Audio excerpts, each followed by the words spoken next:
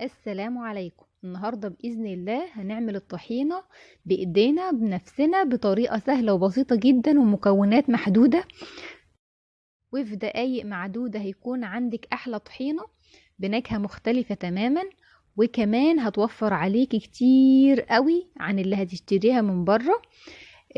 وهتلاقي معاكي كمية وفيرة جدا، وان شاء الله هتعمليها دايما في البيت وهتعمليها الوصفة المعتمدة بتاعتك يعني.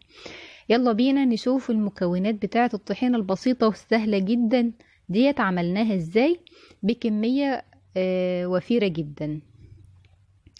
شوفوا ده 1/4 كيلو من السمسم تقريبا، عمل معايا البرطمان الحلو ده، فان شاء الله هتوفر معاكي كتير قوي.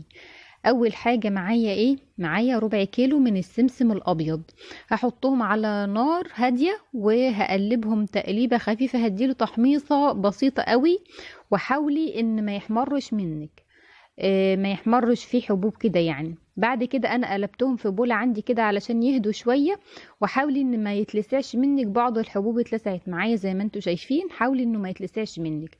بعد كده هحطه في المطحنة بتاعة الخلاط وهخلطه كويس جدا، وعايزاه ناعم خالص زي ما انتوا شايفين كده في مطحنة الخلاط، هينعم معاكي كده.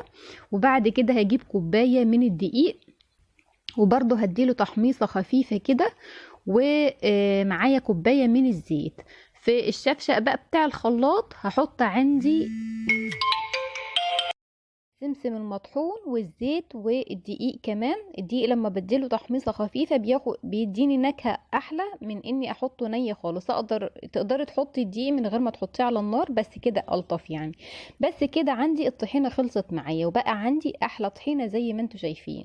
عايزه اقولك لو وقفت معاكي في الخلاط شويه اديها كمان شويه زيت، تبقى هي محتاجه حبه زيت كمان، وهيكون عندك طحينه لذيذه جدا وجميله جدا وموفره جدا.